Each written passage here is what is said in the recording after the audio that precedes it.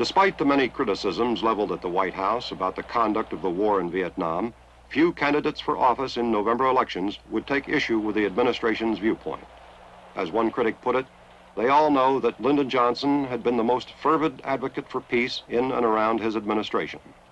The difficulty, however, is that he is not selling politicians or people, but governments, and the selling has to be done long range.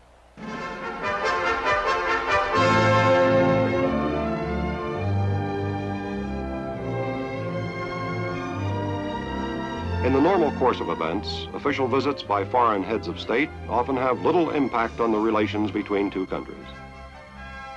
But the arrival of Philippine President Ferdinand Marcos and his lovely wife Imelda promised to be one of the rare exceptions. For the two leaders, the visit represented an opportunity for both of their countries to renew a long-standing bond of friendship. For President Marcos, only 10 months in office after a landslide election victory, this was, of course, an opportunity to seek increased aid for his stagnating home economy. But more importantly, it was also his first opportunity to impress upon the American people some of the home truths about the realities of power in Asia.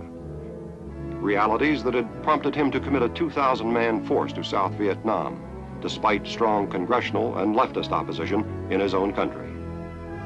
During the course of his 17-day visit, he would address both the United Nations General Assembly and a joint session of Congress. In each instance, he would eloquently underwrite U.S. aims and policies in Vietnam.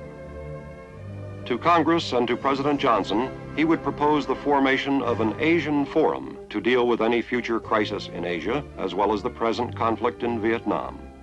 Realistically, the forum would have to be based on the reality of Asian diversity, and it would need to work with the tide of Asian nationalism while looking ahead toward progress and peaceful construction. Whether his plan would die abortively or not, the Marcos visit to Washington had served as a flourish to his entrance onto the international stage. And it had given President Johnson formal notice that this young, articulate Asian leader would be heard from again. September 16th, President Johnson signed the Federal Mine Safety Act, extending new federal